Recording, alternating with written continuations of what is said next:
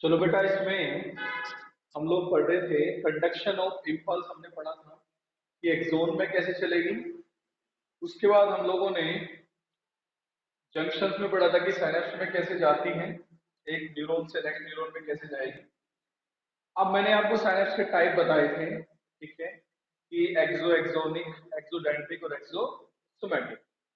अब यहाँ पर एक और पढ़ लीजिएगा टाइप ऑफ साइनेप्स जो आपकी एनसीईआरटी ने दिया है।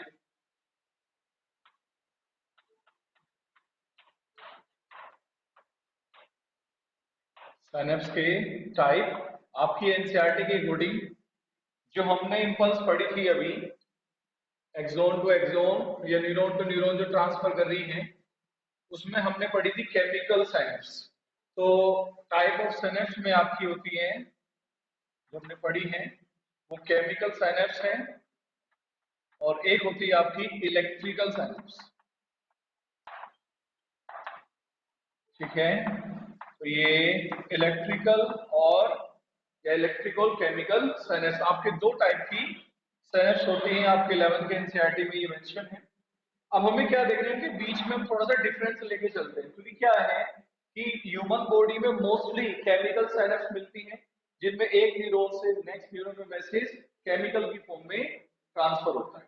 ठीक है, इलेक्ट्रिकल साइनेप्स हमारी बॉडी में रेयरली मिलती हैं। ठीक है, अब डिफरेंस हमें देखना है कुछ पॉइंट्स के बेसिस पे, जैसे कि सबसे पहला बेस हमारा क्या होना चाहिए, सबसे पहला बेस हमारा जो साइनेप्टिक क्लिफ्ट होती है। क्या होती है? जो सिनेप्टिक क्लिफ्ट होती है, जो साइनेप्टिक क्लिफ्ट है उसका साइज क्या है, साइनेप्टिक क्लिफ्ट का साइज। अगर मैं इलेक्ट्रिकल साइनेप्स की बात करूं तो साइनेप्टिक क्लिफ्ट का जो साइज होता है वो 0.2 nm होता है। कितना होता है साइनेप्टिक क्लिफ्ट का साइज?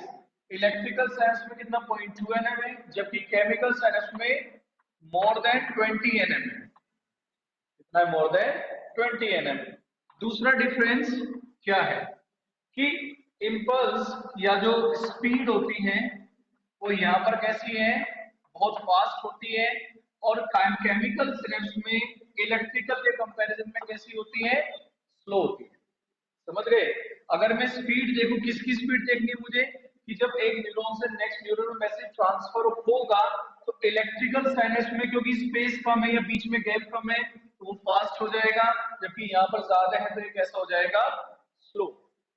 तीसरा डिफरेंस हमारा जो आता है वो न्यूरोट्रांसमीटर के बेस पर है। किसके बेस पर है? न्यूरो ट्रांसमीटर के बेस पर है। न्यूरोट्रांसमीटर यहाँ एब्सेंट होते हैं और यहाँ पर प्रेजेंट। अब क्योंकि न्यूरोट्रांसमीटर यहाँ है और यहाँ नहीं है, इसलिए क्या होता है बेटा, इसलिए डिले, अगर मैं डिले की बात करूं तो ये डिले नहीं होता कभी भी, और ये डिले हो सकता है। समझ आया मेरी बात? अगर मैं डिले की बात करूं तो इलेक्ट्रिकल साइनेप्स में जो मैसेज का ट्रांसफर होता है तो वो कभी डिले नहीं होता, ये डिले हो सकता है। अब क्योंकि केमिकल है इसलिए हम लोग क्या बना सकते, लास्ट कंट्रोल। हम इसको कंट्रोल नहीं कर सकते, इसको हम कंट्रोल कर सकते। समझ आया मेरी बात? तो ये कुछ क्या है, बेसिक डिफरेंस है। आपकी एनसीईआरटी में इनमें से एक दो मेंशन है, मैंने आपको यहाँ पर 5 डिफरेंस बताए हैं। सारे के सारे आपको याद रखने हैं। आपकी बॉडी में जो मोस्टली साइनेप्स मिलती हैं वो कौन सी मिलती है? केमिकल साइनेप्स मिलती है। इलेक्ट्रिकल साइनेप्स आपकी बॉडी में रियरली मिलती है। कभी कभी पता क्या होता है ना, ये वाला हिस्सा ना, ये वाला दीवार से कहीं से टकरा जाता है तो हमें ऐसा लगता है कि हमारे यहाँ पे क्या चल गया है, कि किसी ने करंट लगा दिया हमारे यहाँ। समझ आया ना मेरी बात? तो वो भी, बट ये वो लगता करंट है बट वो करंट नहीं है, वो क्या, वो केमिकल सिनेप्स में ही इंपल्स का बहुत रैपिडली ट्रांसफर हुआ है वहां पे। तो मैंने डिफरेंस बताया है, सिनेप्टिक क्लिफ्ट का साइज इलेक्ट्रिक सिनेप्स में कितना है, 0.2 nm, इसका मोर देन 20 nm है। और क्योंकि ज्यादा है तो यहाँ पर जो मैसेज है वो स्लो चलता है, यहाँ पर कंपैरेटिवली फास्ट। न्यूरोट्रांसमीटर यहाँ नहीं होते, यहाँ होंगे। डिले, इलेक्ट्रिक सिनेप्स में डिले का कोई चांस नहीं है, यहाँ पर डिले हो सकता है क्योंकि केमिकल के बेस पर है। तो हम लोग इलेक्ट्रिकल सिनेप्स को तो कंट्रोल कर ही नहीं सकते, बट हाँ केमिकल सिनेप्स को हम लोग कंट्रोल कर पाते हैं। तो ये बेसिक डिफरेंस है इन दोनों के बीच में। यहां तक का कुछ पूछना है बोलो, फिर हम लोग आगे सीएनएस लेते हैं, सेंट्रल नर्वस सिस्टम लेते हैं।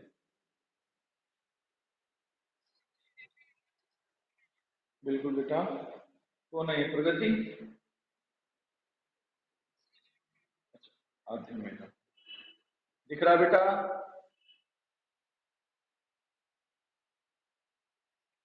ठीक है,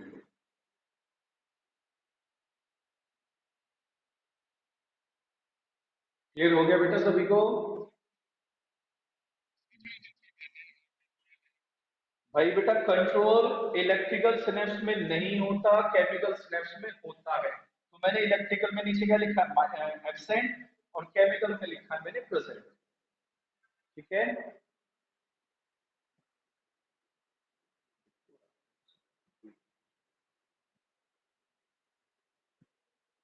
ठीक है बेटा, किसी को कुछ पूछना है तो बोलो, फिर हम सीएनएस लेके चलेंगे। भाई ये निमिष है क्लास में? निमिष है? नहीं है निमिष क्लास में? भाई निमिष है बेटा क्लास में? भाई पबजी मत खेला कर क्लास करते हुए। मेरी कंप्लेन आई थी 2 बार कि पबजी खेलता है तो क्लास नहीं करता है। बड़ा हो जा, आर्मी में भर्ती हो जाइए, बॉर्डर पे जाके खेलिए पबजी फिर। ठीक है ना? देश के अंदर के लिए हमारे पास पुलिस बतेरी है, बॉर्डर पर लड़ने के लिए हमें सैनिक चाहिए। पबजी खेल के नहीं चलने का काम, बॉर्डर पे जाओ, वहां जाके लड़ो। क्लास कर ले भी, क्लास कर रहा है भाई, क्लास कर पहले। एक दिन ना में क्लास कर रहे थे फिजिक्स की, बीच में आवाज आई, ओए उसको मार। चलो आगे लेते बेटा हम लोग, सीएनएस लेते हैं। सेंट्रल न्यूरल सिस्टम हम लोग लेके चलेंगे। सेंट्रल नर्वस सिस्टम या सेंट्रल न्यूरल सिस्टम, कितने पार्ट होते हैं? पहली तो बात, कहां से किससे बनता है? ठीक है ना? तो develop from ectoderm, develop from ectoderm, ectoderm in IUL, intrauterine life।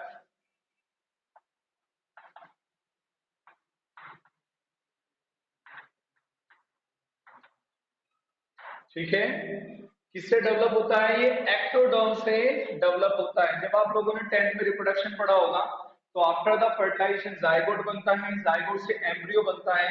तो जो ना 3 जर्म लेयर तैयार होती है, एक्टोडर्म, मेसोडर्म, एंडोडर्म। 9th में भी आपने पढ़ा होगा, ट्रिप्लोब्लास्टी के कैरेक्टर पढ़ा जाता है, जिसमें 3 जर्म लेयर होती है।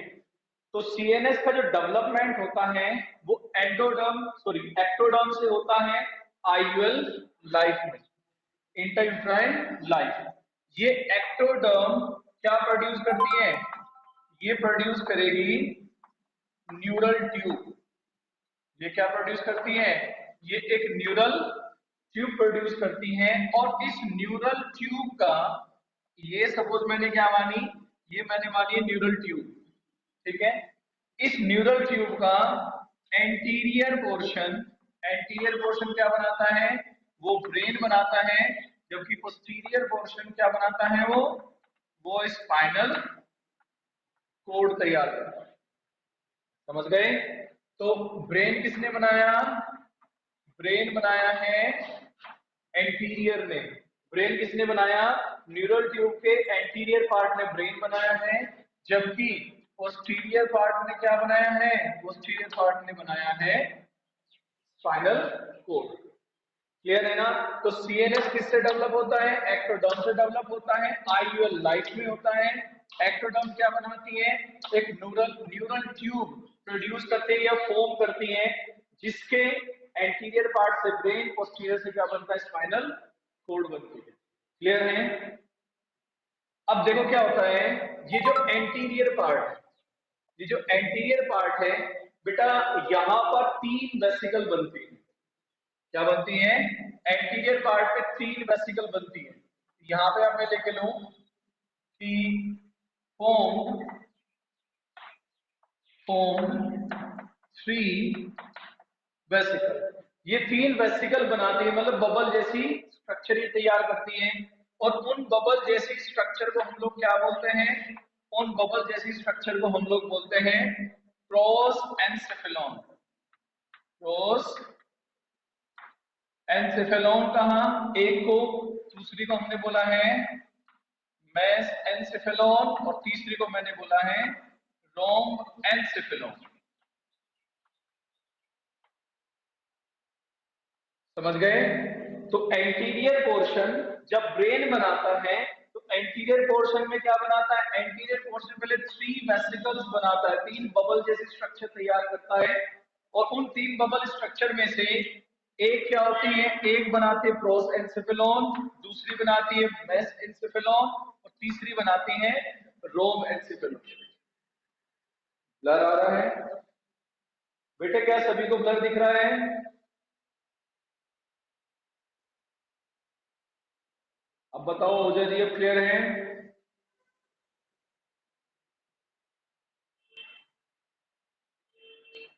ऋषि अभी भी क्लियर नहीं है यार, ऐसा तो नहीं होना चाहिए भाई।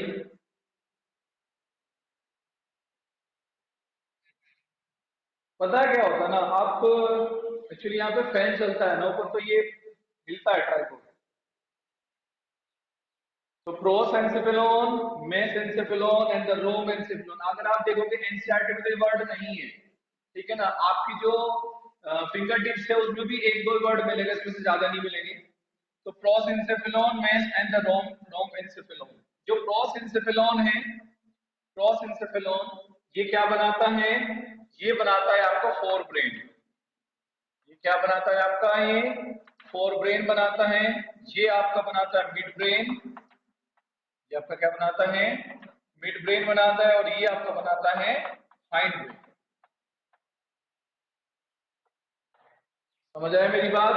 तो एंटीरियर में, एंटीरियर न्यूरल ट्यूब का एंटीरियर पोर्शन क्या बनाता है? 3 वेसिकल तैयार करता है, जिससे 3 अलग अलग पार्ट है जिनसे पूरा ब्रेन डेवलप होता है। ठीक है ना? जो ब्रेन का डेवलपमेंट है बेटा, ब्रेन का डेवलपमेंट 80% ये 2 साल की एज तक हो जाता है, but complete development up to 6 year तक होता है। ठीक है ना? तो मैंने क्या लिख दिया यहाँ पर? मैंने लिख दिया है कंप्लीट डेवलपमेंट कब तक होता है? Up to 6 years. लगभग 6 साल तक, या 6 साल तक एज तक जाते जाते पूरा डेवलपमेंट होता है। जबकि स्पाइनल कोड का जो कंप्लीट डेवलपमेंट होता है, कंप्लीट डेवलपमेंट होता है ये 4 to 5 ईयर्स तक, मतलब 5 साल तक ये स्पाइनल कोड पूरा डेवलप हो जाता है। ब्रेन का 80% 2 साल तक होता है, और 6 साल तक जाते जाते उसका पूरा ब्रेन, या किसी भी फीड ऑफ स्प्रिंग का पूरा ब्रेन डेवलप होगा। क्लियर है? अब एक इंपॉर्टेंट पॉइंट है, ब्रेन का size in case of female, या सॉरी ब्रेन का weight in case of female 1250 gram, in case of female 1250 gram, and the in case of male 1400 ग्राम। आपका क्या होता है? ब्रेन का वेट होता है। तो ब्रेन का weight in case of female 1250 gram है, in case of male 1400 gram उसका वेट होता है। भाई ये डिटेल अभी तक आपको क्लियर हुआ?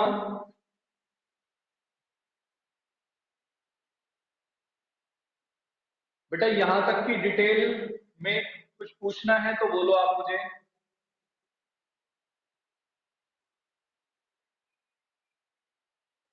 चलो ठीक है।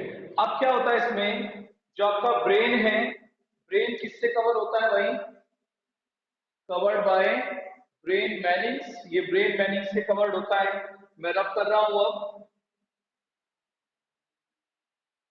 फोर ब्रेन के कितने पार्ट होते हैं भाई? फोर ब्रेन के आपकी एनसीईआरटी ने कितने पॉइंट दिए हैं? 3 पार्ट दिए हैं, cerebrum, thalamus and the hypothalamus. जबकि फोर ब्रेन के जो ये पार्ट होते हैं, अभी हम जरा एक बार पार्ट मेंशन कर लेते हैं। अगर मैं ब्रेन की बात करूं, चलो ब्रेन का वेट मैंने आपको बता दिया कितना होता है, मेल में 1400, फीमेल में कितना होता है 1250 ग्राम होता है। इसके बाद ये प्रोटेक्टेड होता है, प्रोटेक्टेड बाय स्कल स्कल से ये प्रोटेक्ट होता है और स्कल के नीचे क्या मिलता है, बिलो इट क्या मिलेगी भाई, below it three cranial Manning's. क्या मिलती है भाई, थ्री क्रेनियल मैनिंग्स यहां पर इसमें देखने को मिलती है। तो ब्रेन की जो क्रेनियल मैनिंग्स होती है बेटा, कौन कौन सी होती है पता है, पता है भाई कौन कौन सी होती है ब्रेन मैनिंग्स या क्रेनियल मैनिंग्स। तो सबसे ऊपर क्या हो गई, सबसे ऊपर स्कल और एरेक्नॉइड प्रोटेक्टेड बाय स्कल। बेटा आपकी स्कल जो होती है ना, स्कल, स्कल के भी टुकड़े होते हैं, स्कल के भी हिस्से होते हैं। अगर मैं स्कल की बात करूं तो बेटा इसमें एक होता है फ्रंटल पार्ट, एक होता है क्या, फ्रंटल, दो होते हैं इसमें पैराइटल, दो क्या होती हैं पैराइटल, दो इसमें होता है ऑसिपिटल, और एक यहाँ पर होता है, सॉरी दो होता है यहाँ पर टेम्पोरल, तो होती है क्या टेम्पोरल, और एक होता है यहाँ पर ऑसिपिटल। ठीक है, तो ये कितने, ये स्कल जो बनाई हुई है वो बोन का क्लम्प है, जिसमें एक फ्रंटल बोन होती है जो आगे है, दो पैराइटल है जो यहाँ है, ठीक है ना, एक टेम्पोरल है जो नीचे की तरफ लगती है और एक ऑसिपिटल है जो पीछे है। ये सारे की सारी बोन आपस में सुचुर्स या फिर जंक्शन से जुड़ी हुई होती है, ठीक है ना। इसलिए हमारा ब्रेन के कितने पार्ट है, नॉर्मल अगर इंटरनली देखें तो fore brain, mid brain, hind brain ऐसा है, बट अगर मैं दूसरा भी बताऊं तो एक फ्रंटल होगा, दो पैराइटल होंगे, दो टेम्पोरल होंगे और एक ऑसिपिटल होगा, ये भी पार्ट ऑफ ब्रेन बोले जाते हैं। अगर ब्रेन का एक नॉर्मल स्ट्रक्चर आपकी जो एनसीईआरटी ने नहीं दिया है उससे अलग जो दिया जाता है ना, जैसे मैं स्केच नॉर्मल तैयार कर रहा हूं मैं, कि अगर हम बनाते हैं तो इस तरीके से हम लोग तैयार करते हैं, इस तरीके से हम लोग तैयार करते हैं, समझ आए। तो ये जितने भी हैं ये सुचुर कहे जाते हैं या इनको जंक्शन कहा जाता है। ये कैसा है, ये आपका है फ्रंटल, ये आपका है टेम्पोरल, ये आपका पैराइटल और ये आपका ओसिपिटल। तो ये कितने लोब हो गए हमारे पास में, हमारे ब्रेन के चार लोब होते हैं, एक फ्रंटल हो गया, दो पैराइटल होते हैं, दो टेम्पोरल होते हैं और एक ऑसिपिटल होता है। इसलिए हमारी स्कल बोन भी कितनी है, एक फ्रंटल की है, दो पैराइटल की, दो ऑसिपिटल की, सॉरी एक ऑसिपिटल की और दो टेम्पोरल की, और आपस में ही किससे जुड़े हुए हैं, जंक्शन या सुचुर से जुड़े रहते हैं। क्लियर हो गया, ये डायग्राम आपके एनसीईआरटी में नहीं है, रिफ्रेशर में अगर मिल गया तो ठीक है, वरना रिफ्रेशर में भी नहीं मिलेगा। समझ आई कहानी। चलो अब हम ब्रेन मैनिंग्स देखते हैं। अब इनके ऊपर क्या होती है, इनके ऊपर पहले तीन ब्रेन मैनिंग्स होंगी, उसके ऊपर क्या होगा, उसके ऊपर होगी स्कल। तो स्कल बोन मैंने आपको बता दी है, स्कल बोन हो गई आपकी frontal, parietal, temporal and occipital, ठीक है। चलो जी अभी हम देखते हैं पहले ब्रेन मैनिंग्स या क्रेनियल मैनिंग्स देखते हैं। जो क्रेनियल मैनिंग्स होती है बेटा तीन हो गई, कौन कौन सी होगी, ड्यूरा मैटर, एरेक्नॉइड एंड पिया मैटर या पाया मैटर, जो भी आप बोलते हैं। अब देखते हैं सबको हम बनाएंगे। बेटा जो सबसे ऊपर हमारी बनाई जाती है, सबसे ऊपर जो हम लोग लेते हैं, ये हम लोगों ने बनाई है ड्यूरा मैटर, ठीक है। ये मैंने क्या बनाई है, ये बनाई है मैंने, ये मैंने आपकी क्या बनाई है, ड्यूरा मैटर तैयार करी है। ड्यूरा मैटर कैसी होती है बेटा, अपरमोस्ट, अपरमोस्ट थिक है, स्ट्रॉन्ग है, ठीक हो गई, very strong and consist collagen fibre, consist, consist collagen fibre. तो काफी ज्यादा थिक होती है ये, अपर मोस्ट है, थिक है, और एक और चीज है नॉन फ्लेक्सिबल होती है ये, ठीक है। Upper most, upper most thick, strong, non flexible, consist, किस चीज को कंसिस्ट करती है या किस चीज से बनी होती है, कोलाजन फाइबर से ये बनी होती है। क्लियर है ना। ये जो स्ट्रक्चर है यहाँ पर इसको हम बोलते हैं क्रेनियल वेनस साइनस, इसको हम लोग क्या बोलते हैं, क्रेनियल वेनस साइनस। तो क्रेनियल वेनस VNI US भी लिख देते हो या US भी लिख कर लो।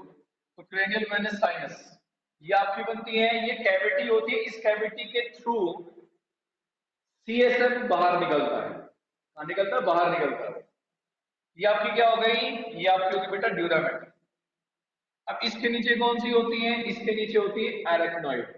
अब ड्यूरामेटर और एरेक्नोइड के बीच में स्पेस मिलता है, तो ड्यूरामेटर और एरेक्नोइड के बीच में मिलेगा स्पेस।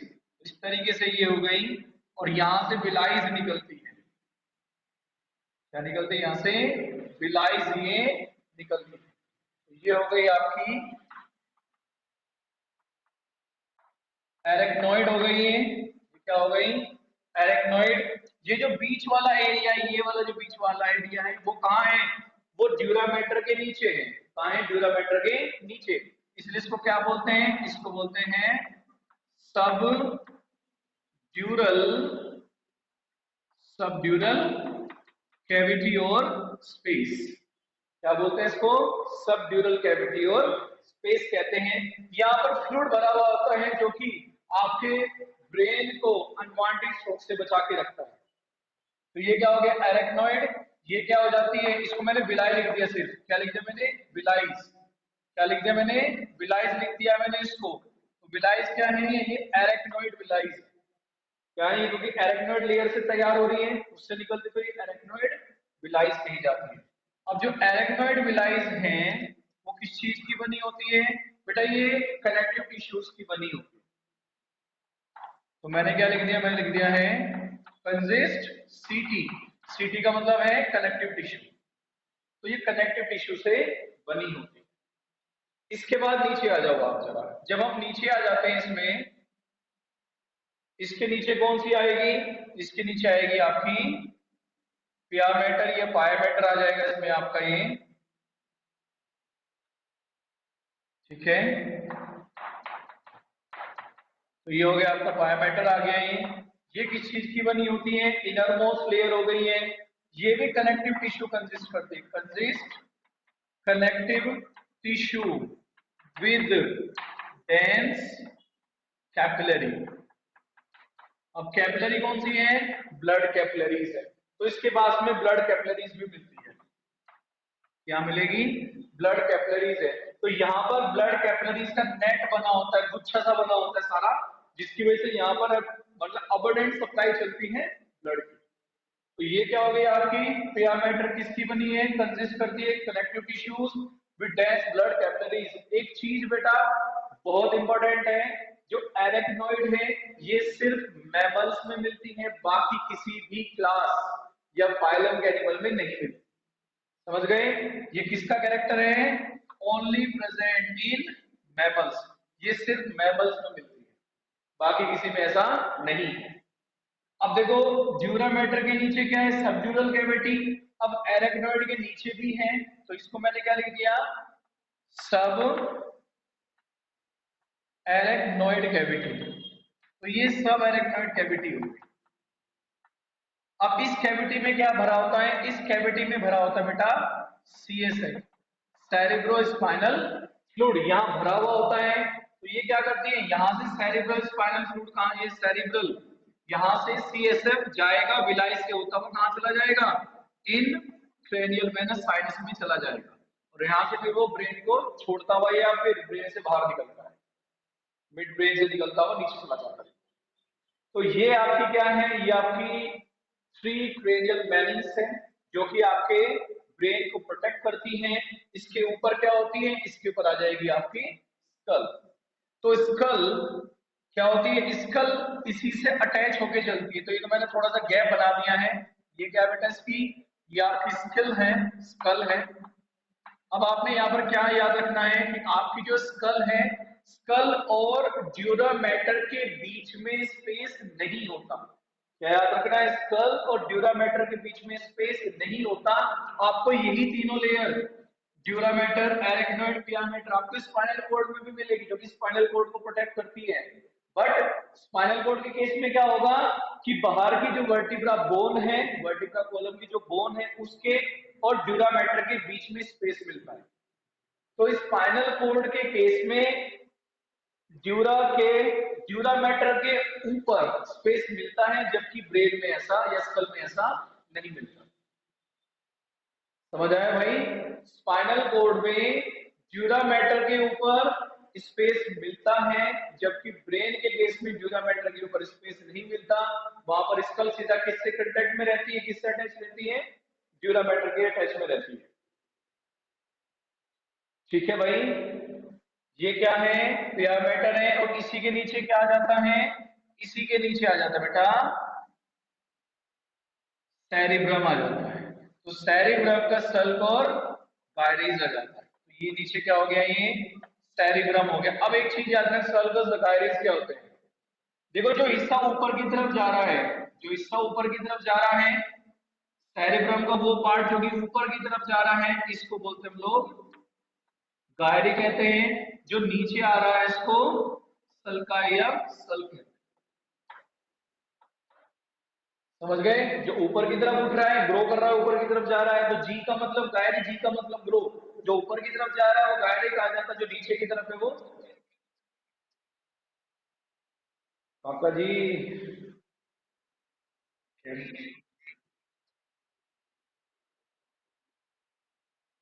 दिख रहा है भैया? ओ भाई,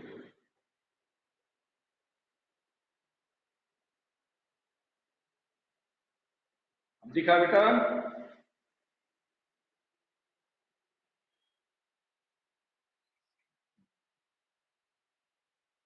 भाई विजिबल है सारा स्ट्रक्चर बेटा ये। तो ब्रेन मैनिंग्स या क्रेनियल मैनिंग्स कितनी हो गई? यूरामेटर, दूसरा हो गया एरेक्नोइड, और तीसरी हो गई आपकी पियामेटर या आयन। क्लियर हो गई कहानी? यहां से किसी को कुछ बोलना हो या पूछना हो तो बोलो।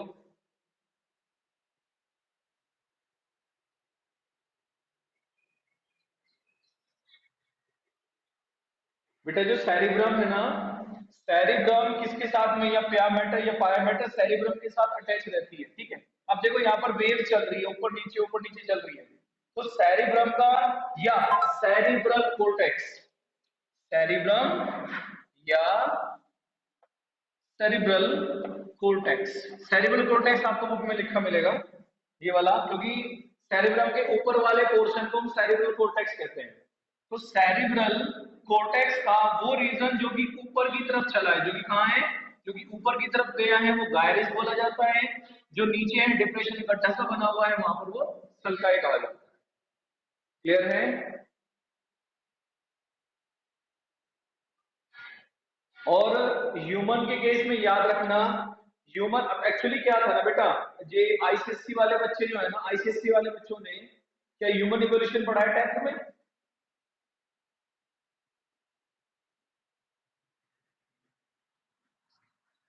अच्छा, कैंसिल हो गया था। एक्चुअली क्या है, मैं इसलिए पूछ रहा हूँ क्योंकि जो हमारे जो होमो सेपियंस के डायरेक्ट एंसेस्टर्स थे, क्रोमैग्नोन, जो ह्यूमंस के डायरेक्ट एंसेस्टर थे क्रोमैग्नोन, उनके केस में क्या था, हमारी जो बॉडी की या जो हमारे ब्रेन की जो क्रेनियल कैपेसिटी है वो 1400 सीसी है, मैंने लिखा था विवेक।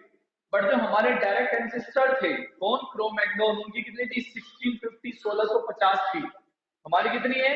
1400। उनकी कितनी थी? 1650।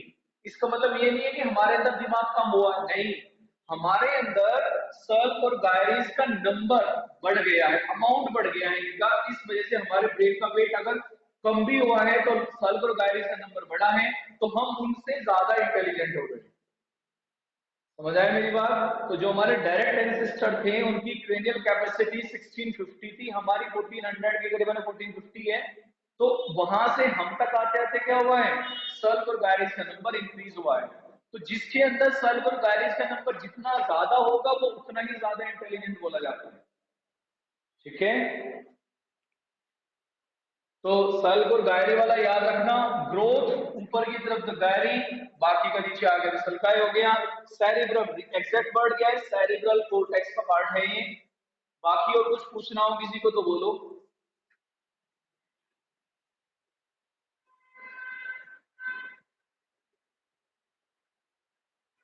है भाई कुछ पूछने के लिए? किसी को कुछ पूछना हो? चलो अब देखो क्या होता है बेटा, हमारे 3 लेयर है, ड्यूरामेटर, एरेगनेट, पिरामेटर। अगर बाय चांस हमारे ब्लड से होता हुआ कोई पैथोजन हमारी बॉडी में आया, ब्लड में आया, ब्लड से होता हुआ अगर कोई पैथोजन हमारे ब्रेन में पहुंच गया और वहां जाके उसने इन तीनों में से किसी लेयर में भी, इन तीनों में से किसी भी लेयर में अगर इन्फेक्शन कोज किया, उसको मेनिंजाइटिस कहते हैं हम लोग। तो क्या होता है, क्योंकि मेनिंग्स है ना, तो वो क्या कोज करता है, मेनिंजाइटिस कोज कर देता है। तो ये बहुत इजी है, आपको याद रहेगा कि मेनिंजाइटिस क्या होता है, कि अगर इन तीनों लेयर में से किसी भी लेयर में इन्फेक्शन हुआ है, इन्फेक्शन किस वजह से होता है, कोई बैक्टीरिया, कोई वायरस, कोई भी एक्सवाइजेड पैथोजन अगर आके यहाँ पर इनमें स्वेलिंग या इन्फेक्शन कोज करता है, तो उसको मेनिंजाइटिस कहा जाता है। क्लियर है? आता नहीं है, बट मैंने आपको बता दिया कि मेनिंजाइटिस अगर वर्ड कहीं आता है तो इसका मतलब ब्रेन मेनिंग्स में या क्रेनियल मेनिंग्स में किसी में भी इन्फेक्शन हुआ। ठीक है? एक आपने शायद अगर 9th-10th में डिजीज पढ़ी होगी, एक होती है स्लीपिंग सिकनेस। अगर पढ़ा है तो स्लीपिंग सिकनेस में क्या होता है, जो प्रोटोजोआ है जो उसको कोज करता है, वो ब्लड से होता हुआ ब्रेन में आ जाता है और ब्रेन की सेल्स को फीड करना, ब्रेन की सेल्स को खाना शुरू कर देता है, जिसकी वजह से हमको नींद नहीं आती ज्यादा। तो ये बोला जाता है कि उसकी वजह से इनमें भी क्या होता है, इन्फ्लेमेशन हो जाती है।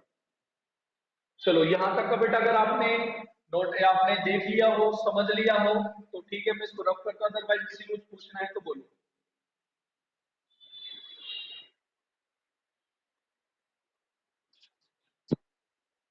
चलो आगे चलते हैं हम लोग।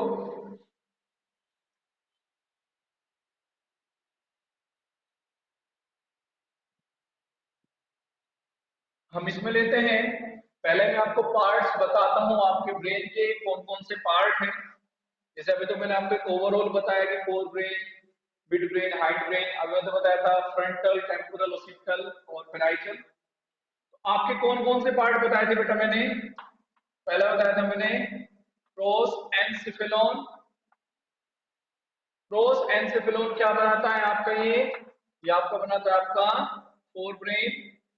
और फोर ब्रेन के कितने पार्ट है बेटा? फोर ब्रेन के आपकी एनसीईआरटी के अकॉर्डिंग सेरेब्रम, थैलेमस, हाइपोथैलेमस है। क्या क्या आपकी एनसीईआरटी के according? Cerebrum, thalamus, hypothalamus. But आपकी रिफ्रेशर के अकॉर्डिंग इसके 3 अलग अलग पॉइंट बनते हैं। आपकी उसमें भी दिए होंगे, ये आपकी जो फिंगर टिप्स है उसमें दिए होंगे। पहला है आपका यहाँ पर ऑल फैक्ट्री लोब्स होते हैं। पहला क्या होता है? ऑल फैक्ट्री लोब्स होते हैं पहला। और फैक्ट्री लोब वर्ड आप समझ जाओ किस चीज से बात कर रहे हैं हम लोग यहाँ पर, नोज से बात करेंगे। नोज में हमारे ऑल्फैक्टरी टिश्यूज होते हैं। दूसरा कौन सा है? दूसरा है आपका सेरिब्रम होता है। सेरिब्रम मैमल्स का सबसे डेवलप पार्ट होता है ब्रेन का, जो कि आपके ब्रेन का कितना करता है, 2/3 कैरी करता है। क्या करता है? 2/3 part of fore brain. Fore brain का 2/3 पार्ट ये कैरी करेगा। ये आपके ब्रेन का सबसे बड़ा पार्ट ही यही होता है, हम लोग यही बोलते हैं हम लोग। तीसरा होता है आपका डायंसेफेलोन। ये बहुत इंपॉर्टेंट पार्ट है। आपकी एनसीईआरटी ने ऑल्फैक्टरी लोब नहीं दिया है, डायंसेफेलोन नहीं दिया है, उसने सेरिब्रम दिया है और डायंसेफेलोन के 2 पार्ट दिए हैं। क्या दिए? डायंसेफेलोन के 2 पार्ट दिए हैं। अब मैं आपको बताता हूं इसके कौन कौन से पार्ट हैं। इसका है एपिथैलेमस, तो एपिथैलेमस हो गया। इसके बाद होता है थैलेमस। एपी का मतलब समझ रहे हो क्या होता है? एपी का मतलब होता है ऊपर का। It make roof. क्या बनाता है ये? It make roof. थैलेमस क्या बनाता है? Side of brain, fore brain. और इसके बाद नीचे कौन सा होता है? हाइपोथैलेमस। क्या होता है? हाइपोथैलेमस। हाइपोथैलेमस क्या बनाता है? फ्लोर बनाएगा। क्या बनाता है? वो फ्लोर मेंटेन करता है। तो ये आपके जो मिलेगा आपको, ये मिलेगा आपको अपनी फिंगर टिप्स में मिलेगा। एनसीईआरटी में क्या क्या दिया है? एनसीईआरटी ने सेरिब्रम दिया है, थैलेमस दिया है, एंड हाइपोथैलेमस। आपके एनसीईआरटी ने ये तीन नाम दिए, किससे बिलोंग करते हैं? जो आपके फोर ब्रेन से। दूसरा होता है आपका मिड ब्रेन। बेटा जो मिड ब्रेन है, मिड ब्रेन के आपकी एनसीईआरटी ने जो नाम दिए हैं वो दो नाम दिए हैं। रिफ्रेशर सॉरी, आपकी फिंगर टिप्स में तीन है। मिड ब्रेन के तीन पार्ट होते हैं बेटा। पहला पार्ट होता है आपका यहाँ पर कोर्पोरा, कोर्पोरा क्वाड्रिजेमिना, कोर्पोरा क्वाड्रिजेमिना। ये ह्यूमन के केस में है, मैमल्स के केस में क्वाड्रिजेमिना है, बट ये फ्रॉग वगैरह के केस में बाइजेमिना होते, दो होते हैं। तो कोर्पोरा क्वाड्रिजेमिना हो गया। दूसरा होता है एल्टर। एल्टर बहुत इंपॉर्टेंट है, एल्टर। या आपके यहाँ पर दिया है cerebral aqueduct, cerebral aqueduct. Actually क्या है, ये एक डक्ट है। एक्वा मतलब कोई फ्लूड, इस डक्ट से फ्लूड सेरिब्रम से बाहर आता है। तो ये एक डक्ट है जिस डक्ट से सेरिब्रम में बनने वाला फ्लूइड कौन सा बनता है? सीएसएफ, वो बाहर आता है। किससे बाहर आता है? आपके ब्रेन से बाहर आता है। तो सेरिब्रल एक्विडक्ट या अल्टर एक डक्ट है जिस डक्ट से सीएसएफ फोर ब्रेन से बाहर आके कहा आता है? मिड ब्रेन से, हाइंड ब्रेन से स्पाइनल कोर्ड में चला जाता है। तो ये आपका है दूसरा पार्ट हो गया। अब तीसरा पार्ट लेते हैं। तीसरा पार्ट है आपका दिया है सेरिब्रल, सेरिब्रल पेडिंकल्स। सेरिब्रल पेडिंकल्स आपकी जो ये होगी ना सर एमटीजी, फिंगर टिप्स में क्लूरा सेरिब्री के नाम से दिया होगा, CRUR क्लूरा सेरिब्री के नाम से दिया जाता है। तो सेरिब्रल पेडिंकल्स ये आपके लिम्ब्स की मसल के फंक्शन को रेगुलेट करता है। इसको रेगुलेट अभी बताऊंगा, जब मिड ब्रेन पढ़ेंगे तब लोग फंक्शन आएंगे सबके इनके। ये था मिड ब्रेन। अब आता बेटा लास्ट आपका हाइंड ब्रेन। जो आपका हाइंड ब्रेन है, हाइंड ब्रेन के कितने पार्ट है बेटा? हाइंड ब्रेन के आपके एनसीईआरटी के तीन पार्ट दिए, pons, cerebellum and medulla oblongata. कौन कौन से दिए इसने? इसने सबसे पहला दिया है पोन्स, दूसरा दिया है सेरिबेलम दिया हुआ है, और तीसरा कौन सा दिया है? MO, मेडुला ऑब्लंगाटा या मेडुला। क्लियर है बेटा सारे नाम ये?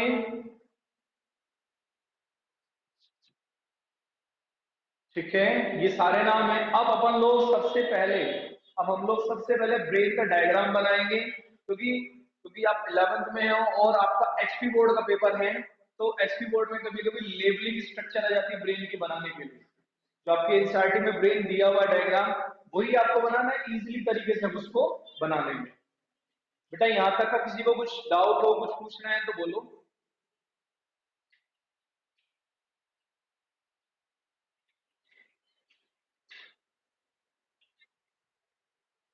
Medulla oblongata, medulla.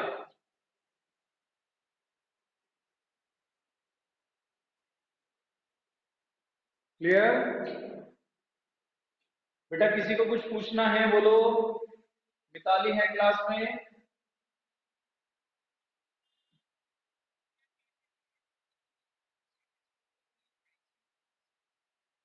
बेटा एक्चुअली जो पिट्यूटरी ग्लैंड है वो हाइपोथैलेमस के नीचे लगी हुई होती है। ठीक है, मिड ब्रेन बिल्कुल अलग है। मिड ब्रेन सॉलिड स्ट्रक्चर होता है, बिल्कुल अलग है।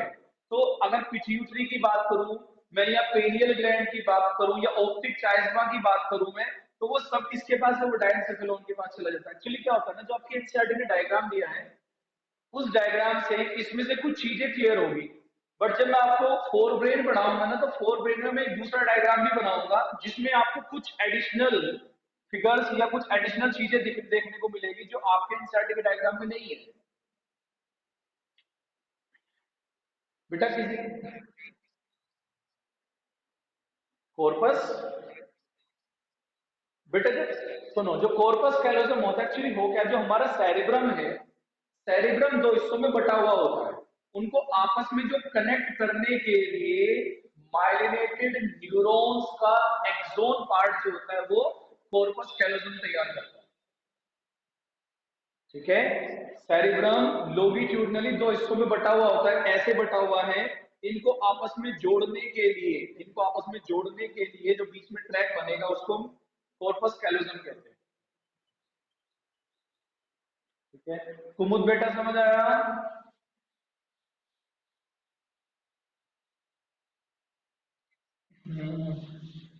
श्रेया समझ आया बेटा?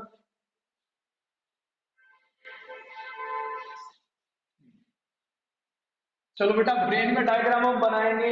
बेटा बहुत आराम से समझ लेना, ठीक है? बहुत आराम आराम से बनाऊंगा, आपको ऐसे ही बनाना है, प्रैक्टिस करके रखनी है। बहुत इजी है, कोई दिक्कत नहीं है। देखो जब हम बनाना शुरू करते हैं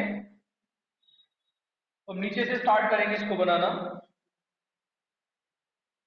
हम पहले क्या करेंगे, हम यहां से लाएंगे इसको।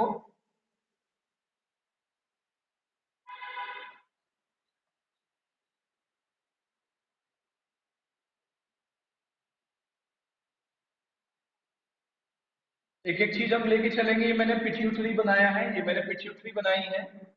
यहां से हम इसको ऊपर लेके चल रहे हैं। यहां से आपका एक बन जाती है, वैसे तो ये पेनियल ग्लैंड कही जाती है, बट आपके एग्जैक्टली ने इसका नाम मेंशन नहीं किया है। हम जो दूसरा डायग्राम बनाएंगे उसमें मेंशन होंगी चीजें।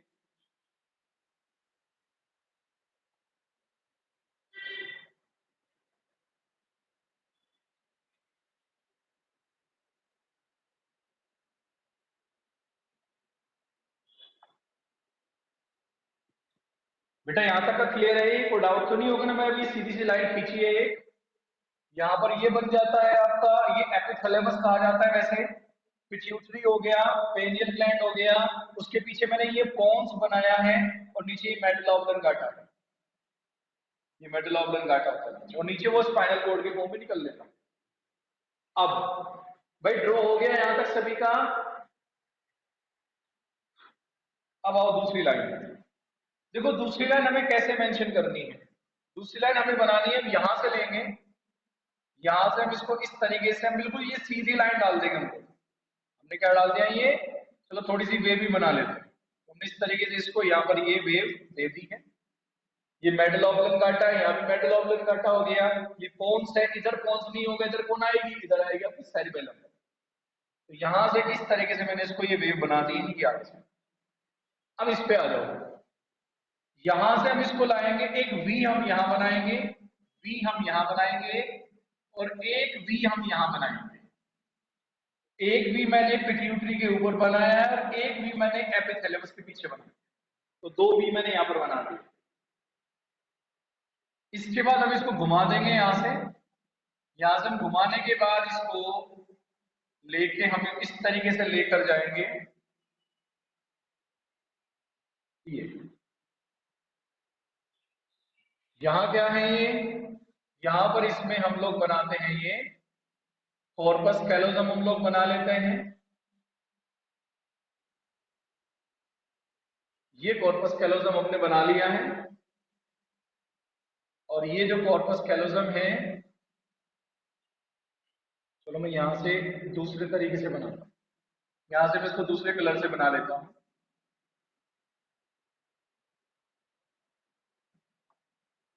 ये हमने कॉर्पस कैलोसम बना लिया यहां से, ये वाला।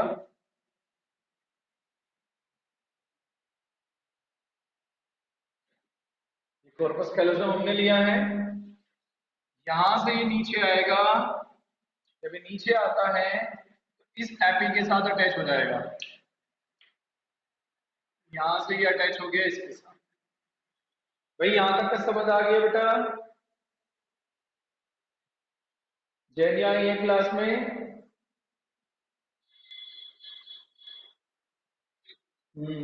बेटा यहां तक का क्लियर हुआ सभी को? कोई डाउट तो नहीं होगा ना यहां तक बनाने में? अब देखो क्या करना है, अंदर वाला फंडा तो हो गया, निपट गया एक तरीके से।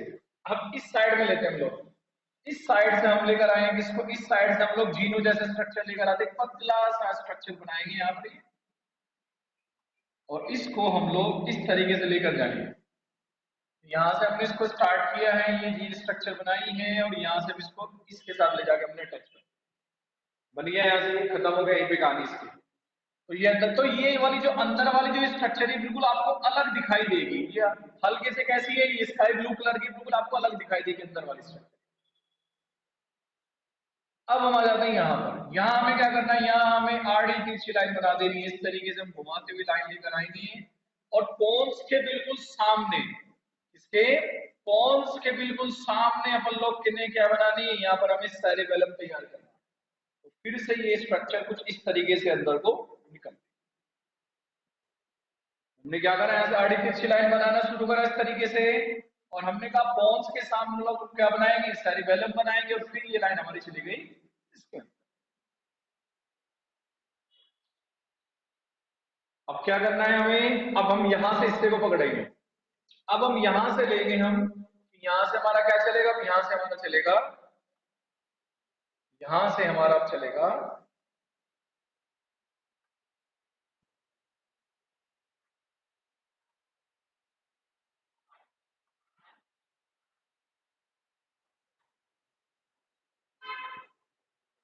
ठीक है। यहां से मैं किस तरीके से बनाऊंगा, इसको इस तरीके से लेके चलूंगा मैं,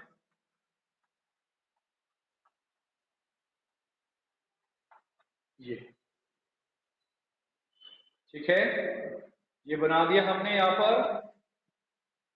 अब इसके अंदर हम जो आउटलाइन देंगे, पहले तो मैंने कैसे दिए, अब यहां से हम लोग इस तरीके से लेके चलते हैं।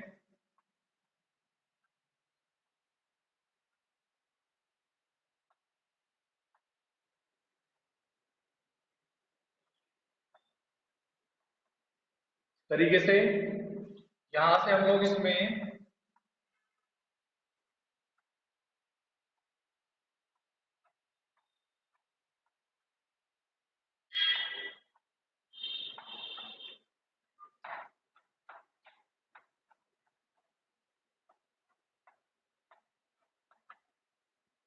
फिर होगी वही कहानी है।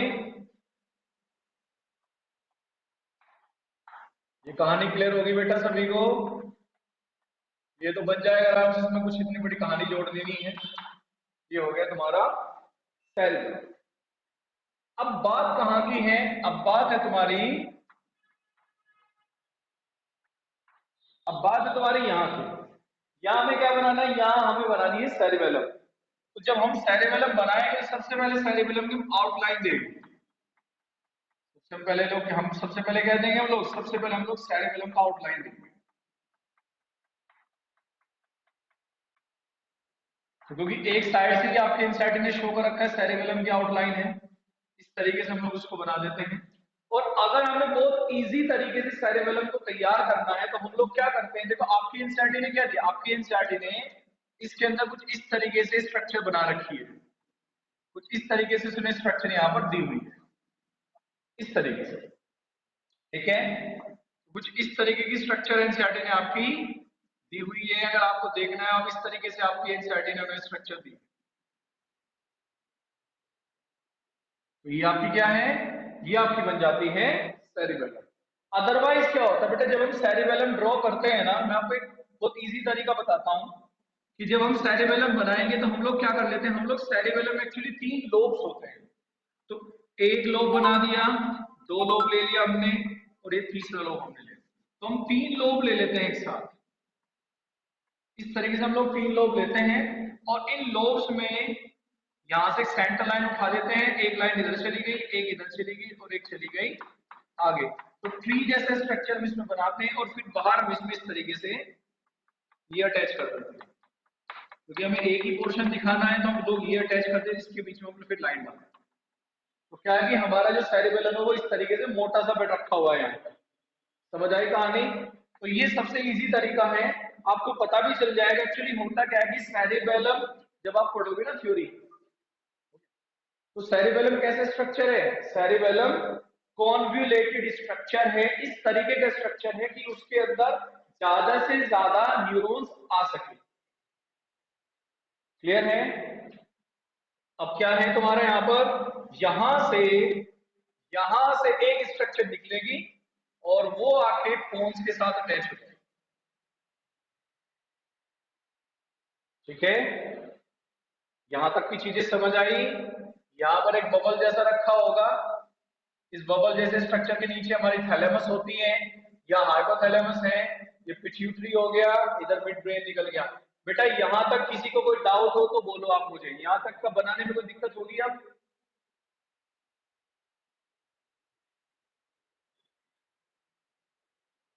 भाई बन जाएगा, अब ये बताओ मुझे इसके ऊपर क्या होती है?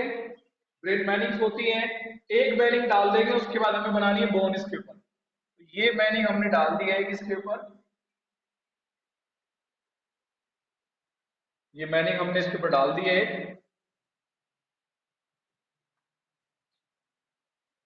तो ये ब्रेन मैनिंग्स मैं इसको बोल देता हूं, ये ब्रेन मैनिंग्स हो गई। अब इसके ऊपर मुझे स्कल डालनी है, तो वो कैसे डलेगी? यहां से मैं लूंगा इसको, इस तरीके से ये आएगी, तो यहां से एक नोक जैसी निकलती है यहां से।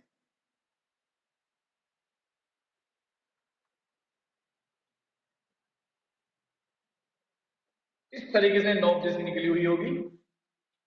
ये आपका स्कल वाला पोर्शन हम बना देते हैं। क्लियर है भाई कहानी? यहां तक का किसी को कोई डाउट हो तो बोलो। ऋषि बन जाएगा बेटे अब?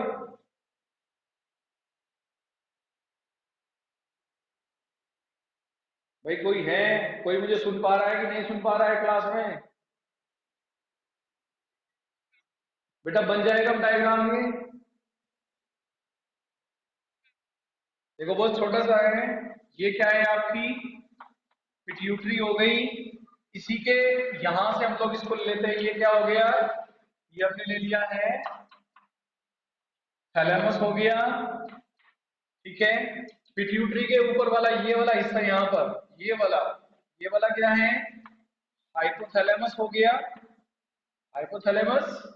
इसके नीचे यहां पर हम इसको लेते हैं, यहाँ मिड ब्रेन है। यहाँ पे क्या हो गया? Mid brain. ये क्या हो गया? पोन्स। ये क्या हो गया? मेड्यूला हो गया। ये क्या हो गया? स्पाइनल। क्लियर? ये क्या हो गया? सेरिबेलम हो गई ये। ठीक है ना? ये क्या हो गया आपका? ये हो गया आपका सेरेब्रम, हमने बना दिया है। और ये वाली स्ट्रक्चर है आपका कॉर्पस कैलोसम।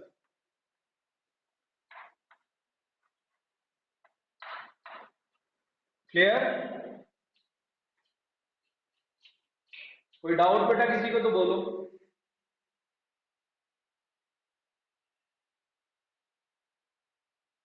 बना लोगे ना भाई? चलो ठीक है। कल हम लोग पहले मिड ब्रेन पढ़ेंगे, फिर हाइंड ब्रेन पढ़ेंगे, फिर फोर ब्रेन पढ़ेंगे। जब फोर ब्रेन पढ़ेंगे तो मैं एक डायग्राम और बनाऊंगा। क्लियर है ना? चलो ठीक है बेटा, फिर अब हम लोग कल मिलते हैं लेक्चर में। इससे आगे हम लोग कल करेंगे, ठीक है?